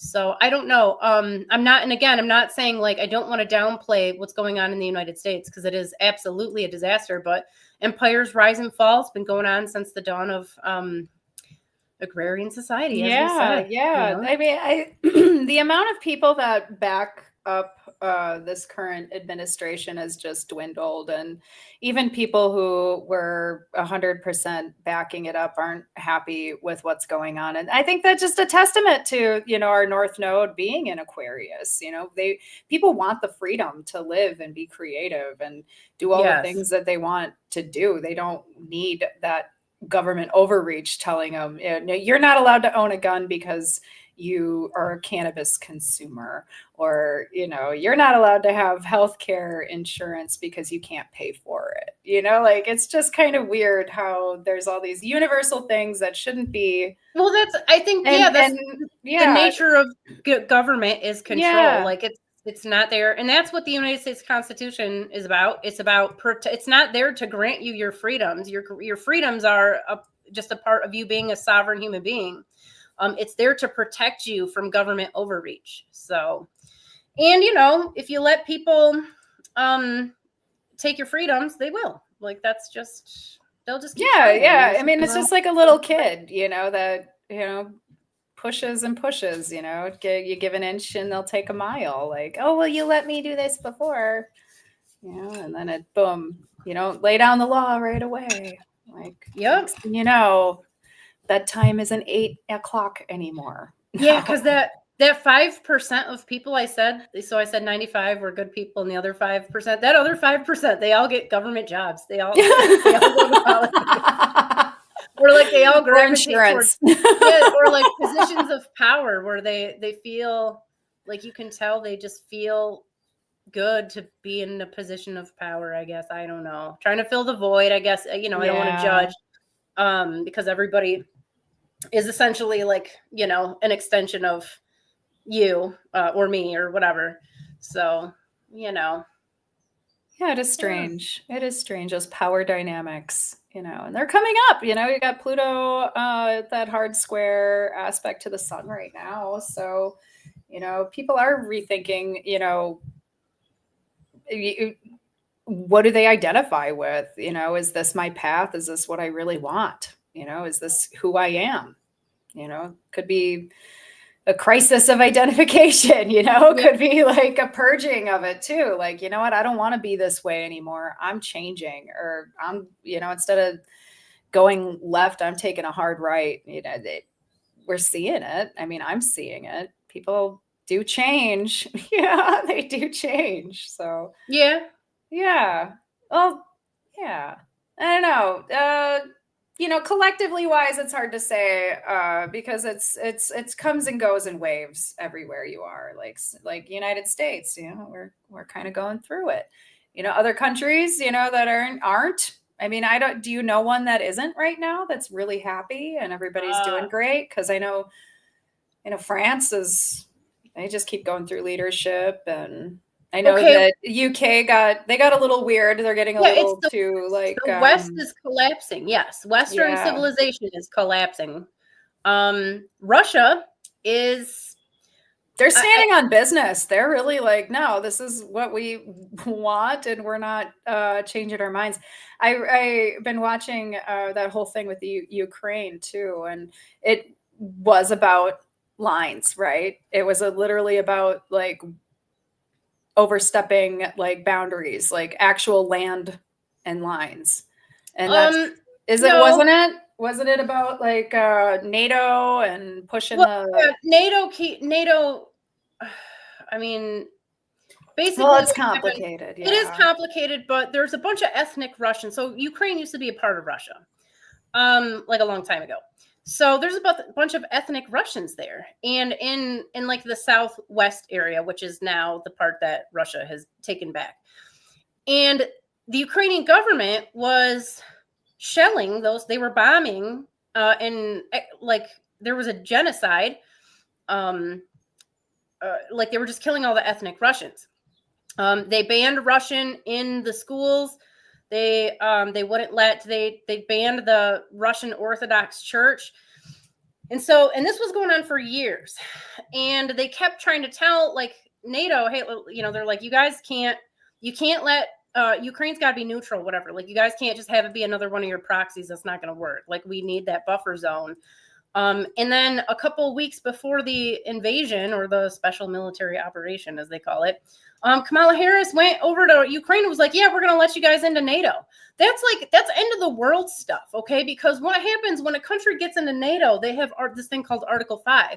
And if they invoke it, it means that any country that in NATO that gets attacked, they all are obligated to basically go to war with that country, which means that if they were to let Ukraine become a member of NATO, if Russia, if they even say Russia attacked them, even if they faked something, that means America now is obligated to go to war with Russia. And that can't happen. And everybody knows that can't happen. And Clinton promised, like Yeltsin, and I think Reagan promised Gorbachev, or one of his dudes, like they all promised that they would never, ever let Ukraine be a part of NATO. And then they sent Kamala Harris over there, who probably didn't know what was going on. They just told her to say it, you know? And a couple weeks later, they're like, all right, well, we can't do this anymore. And so that's when all of this happened. So there's a bigger issue there. Russia sees that this situation as an existential crisis. They promised, the West, NATO promised they would not move an inch closer towards Russia, and they have been doing so for the last 30 years. And so like they see the West as a threat. But going back to, so that's kind of what's going on there. But going back to, and like, not to be like, woo, Russia, because like war's bad, you guys. I'm not pro-war whatsoever. Again, like non-government anarchist, like I don't even think we should pay taxes or anything. But like we all vote for Putin. We all vote for Putin. It's not a Kim Jong-un situation where we're all being like held at gunpoint to vote for him. People love that dude. They love him for a couple of different reasons. First of all, when he got into power, and you brought it up, so I'm just gonna go for it. Yeah, when he got into power, he basically got rid of all of the mob. The mob ran the entire country in Russia. People even here, they would be like taken out into the woods and executed. Driving on the highway, the mob would just have stops. If you had like a nice car or something, they'd pull you out, they'd take you out to the woods, and like you're gone. So when he came in, he cleaned out the mob from the entire government. The other thing is he is an Orthodox Christian. He has very conservative Christian values, and they see what's going on in the West as like a threat to like Christianity. And whether or not that's true, the Western governments don't like him for that reason. They don't want any religious nations except for Israel, I guess. They're allowed to be like an ethno-state, I guess. But nobody else is allowed to. Everybody's got to be real secular. So they don't like him for that reason. They also don't like him because he said that they weren't on board with U.S. hegemony, which is basically like the petrodollar and them just run like the U.S. being in charge of everything. So there's like, there's just this pushback. Legitimate reasons, I think. He probably isn't on the Jeffrey Epstein flight catalog list. Right. Yeah. Is he? I mean, we don't know. No. I doubt he is, though. No, they don't have any tolerance for that here. So my brother sent me this thing, and I looked into it, and it was true. Apparently, this guy was caught. He went, he assaulted this man's daughter, and the dad went and like he took him out and buried him in the woods. And when they got the police involved, the police were like, it looks like a suicide to us. And they're like, so you're saying that this man stabbed himself 40 times in the back and then dug his own grave and put himself in a shallow grave? And they're like, yeah, that's exactly what happened. So like, no, it's a different mindset. Like it's a different culture. They just don't have, I'm not saying there's not pedophiles in the government, but it's not like the US where you have to be one to get into power. Like they have to have dirt on you in order for you to even become to get farther in the world. That's just like, that's like Mike Johnson and his friggin' his gay apps on his phone. He's like, oh, I just need to know where the gay people are, whatever he said. Yeah. You know, like it's everywhere. It's everywhere. So it's just a different culture here. And not all of it's good, you know, like we definitely nobody should be raiding gay bars. This is ridiculous. Like, come on. So no, and again, that's the nature of government. There is no government that's good. But going back to like countries where things are getting better. So in a lot of ways, Russia is getting better. I mean, there's stuff here that sucks just because of the sanctions, but like they've brought a bunch of jobs back. They've brought like there's just good things. Same thing, China now. Obviously, there's a lot of bad things going on in China for sure. But for the most part, their quality of life has drastically improved over the last like 30 years. They're becoming like they're going to be like the world superpower here in a very, very short span of time. And I know you hear all of the things like, oh, you know, China's taking over the world and they're all stealing intellectual property. If you actually talk to people who live in China, it's like, it's really nice. So it's the same thing. There's always bad stuff. There's definitely like their government does control, like every government, find a government that's not like a controlling bunch of psychopaths. Like there's not out there. So yeah, there are countries. There's a lot of countries right now in Africa that are starting to develop. They're kicking out the colonists and like they're actually becoming sovereign nations. So yeah, again, it's not all just what's going on in one country or like in the West, even with all the European countries.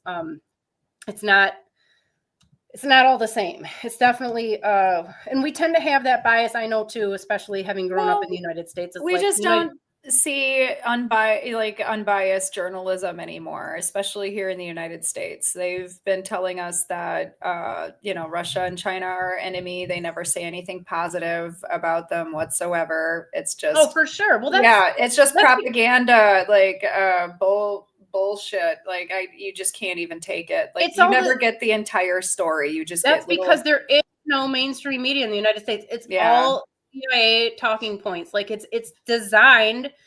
That's what Operation Mockingbird is. It was designed to basically go in and propagandize the people, and it works. Which is why when you start watching the news, you start thinking the world sucks and everything's like really, really terrible. Like if you get away from that, if you you just don't check into it. And like, I love astrology, Nikki. I for sure do. You know I do. But like, I think that, I don't know. I don't want to watch the news anymore after that dream. I'm okay. Like, I'm good. I don't need to have dreams like that. I want to live. Donald Trump naked in a towel was trying to tell you something for sure. Yeah. Like, don't watch the news. Like, yes. I'm taking the hint. Trust me. I was like, and it changes day to day. They switch things up. Like it's all nonsense. You can't watch any of it. I don't know. Sometimes I wonder if he isn't cloned. I'm like, something's going on. This guy should be dead. I don't know. They definitely had two Bidens. They had two of those guys. The really, really tall one who was like 2 feet taller than Jill. They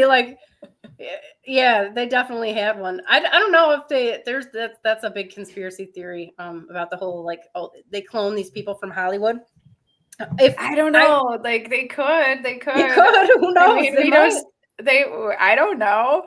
I don't know. I believe all the Illuminati stuff, all the weird sex trafficking and that for sure murdering children and drinking their blood. I kind of see that happening. I kind of definitely think there's some sadistic occult. They have on record that stuff was going down. Like that's what they have people admitting it, talking about it, and then they're like, "No, it's not real." Well, and that's the thing. It is real. Yeah, it's definitely real, and that stuff's been going on. We know the Vatican has been doing creepy stuff like that for centuries. A long time, very, very long time. Yeah. Yeah, I know. Yes. Resist your overlords. Yes. Yes. You can do it. You can do it. We can. Government bad. I think that should be the takeaway. Government bad. Doesn't matter. They're all. But it's lining up in a way where we're going to have to not be lazy anymore. Okay. Everybody's really comfortable living in the lives that they have. Like I'm comfortable. I've got plumbing. I've got electricity. And I don't have anybody, standing on my, street corner with a machine gun. So, we have pretty good We have it pretty good, you know, so people don't want to disrupt that. They don't want to get hurt. They don't want their families hurt. It's got to get, and so, you know, they're going to keep pushing. They're going to keep taking things away until it gets to the point where it's going to be on the youth. The youth is going to be like, look, I have no other choice because I want to be able to marry one day. I want to be able to eat good food and have a clean body and buy a home and raise children. These, you know, you talk to the youth of today and they don't see hope for any of that. No, they definitely don't. They got screwed pretty bad. Yeah. And they're not happy. They're not happy people. And you see the memes that they make and the stuff that they say. And I'm like, I don't know, like for some reason, maybe it's my algorithm, but I see a lot of like, let's, you know, get the billionaires and I'm like, oh my God, like it gets kind of dark. Like some of the stuff I'm seeing is kind of dark. And I'm like, not into that. I'm like, I don't know. Like it's one thing to say it, but it's another thing to like talk about going like grabbing your pitchforks and stringing people up. But there's definitely a way to go about it where it doesn't have to be like that. Like non-violent solutions to things are for sure. Like the consumer, like everybody has, like you have power through what you spend your money on, like a lot of power. And now, like boycotts really do work. I mean, they've like billions and billions of dollars worth of working in various companies when people stand up for something that they don't want to see. I mean, it definitely happens. Same thing like the trucker protests in Canada when the COVID shot was going on. They shut it down. You know, they straight up just like shut everything down. So people have power. You don't have to be violent about it, but it's interesting to see. I think that the AI stuff is going to push this to another degree. And I mean that, now I saw somebody said something really interesting. I was just scrolling through something. I forget when, but he was basically saying that AI, whatever you see AI is, it's basically just your own, like it's a projection of your own fears, your own subconscious. So if you see like the Antichrist, it's speaking to something inside of you. If you see it as like a tool for development, like this is speaking very greatly. This is like mass delusion, you know, to me, because I see AI as a tool. I see it as an educational research tool. I use it as one. I just don't get the whole like I get it. I was talking to it. I was telling it a whole bunch of personal stuff, and then I got embarrassed. I'm like, oh my God, you're gonna judge me. Like, forget everything, and I just like would delete it. But yeah, it's not an actual consciousness. Okay, it's not an actual like human being with a soul that has a consciousness. That's why I don't understand why it's like making shit up again. Like, let's just project our meanings onto the constellations and planets because we feel it. Yeah, you know, that's kind of what's happening with this whole AI thing. I mean, you can pray all you want to, you know, that, and you can talk about how this is like some, you know, benign consciousness beyond human. Like, you're never going to top human consciousness. You're never going to create something better than humanity. Like, I'm sorry, you're not. The soul, the people, like, we're just too good. We're just gold. And like, AI is just another tool. It's another spy tool, actually, to get to know everything about you, listen to everything that's going on in your home. I mean, it goes right back to 9/11. Like, they knew they were going to be rolling this out eventually. All your rights have been taken away. As soon as you click that little box, like, all your information is theirs now. So, I mean, it's just kind of like, you know, if you don't look at it that way, you know, you could imagine it's your lover. You could imagine it's your it will be soon. Best friend. It will be soon. It will be downloaded into your bots, your boy toy or girl toy robots. Right. It's not just that though. It's going, so they're already, where was it? Is it in the Swedish parliament? They made AI like a member of parliament. Shut up. So the thing that people, so the thing is like, we already know it's going to take over like most jobs very, very soon. Almost all jobs. It does do a pretty good job when I ask it questions and I ask it to pull some stuff together. But recently, though, it didn't get a whole lot correct when it came to the Sumerian astrology stuff. It's rapidly, it's getting so much better. It is getting better. It was mixing it up with the Babylonian stuff. I'm like, no, I need it to be just completely on its own. Yeah. But it got some good spreadsheets for me. So what's going to happen though is all these jobs are going to be gone soon. Like most of them, because there's not a lot of jobs out there that AI can't do. You could say like, okay, an astrologer, you can't do that job. Pretty soon ChatGPT is going to have the good info, and it's going to be able to give, like, it's going to be able to scan my website, other Sumerian sources, and it's going to be able to do that job to an extent. You could say like, okay, well, it doesn't have the intuitive side to it. Maybe not yet. Maybe 10 years from now, yeah, it does. I've done some tests with ChatGPT. I haven't tried Grok or anything, but like, it's pretty intuitive. If you ask it to like, hey, pull me a card for what's going on today, it knows what's going on. So it can do intuitive work. I never tried that. Yeah, it'll straight give you like a psychic reading. It can predict like numbers for you. It does really cool stuff. But I mean, this is okay. So like nobody's job right now is safe. It's already, I think, better than an actual doctor in a lot of cases. Like, no offense to any doctors out there, but like there's a lot of shitty doctors. So like it can definitely, it's already proven in many cases to be able to like diagnose problems that regular doctors haven't been able to. So, and it's only in like the early stages. So 5 to 10 years from now, we're going to live in a completely different world. And if everybody's job goes away, what does Jeff Bezos think people are going to buy his products with? Like all these billionaires, like they're making money off of all of us tax slaves, all us free range humans. Like, what do they think that we're going to be able to, keep buying all their subscription services and everything? They're not going to have any money. Yeah. Which means the only solution to this is a universal basic income. Now, this is something that they're just talking about now. And in a lot of places, I think they're closer to getting ready to do that, probably in Europe before they'll ever do it in the United States. But they're going to have to, because everyone's job's going to go away. Of course, now, then we get into like the depopulation agenda, where they're basically trying to kill everybody off, basically, so that they can have all the, they're trying to depopulate the rural areas, cram everybody into like small places. Like that's really happening. They admit to it. I can pull out papers. Yeah. That's why I'm like, okay, this has been an ongoing plan since. Oh, for sure. I don't know, like longer than we've been alive. So yeah, probably for sure. But so I do think that I do want to bring this back to the Saturn and the Neptune. Yeah. Because I do think that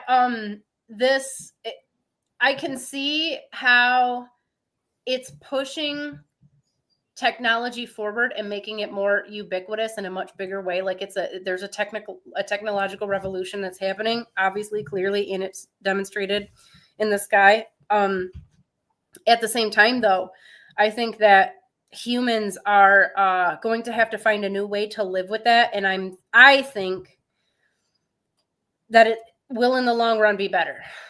Now, I'm an optimist, so I could be full of it. Well, I mean, I think it's gonna dip.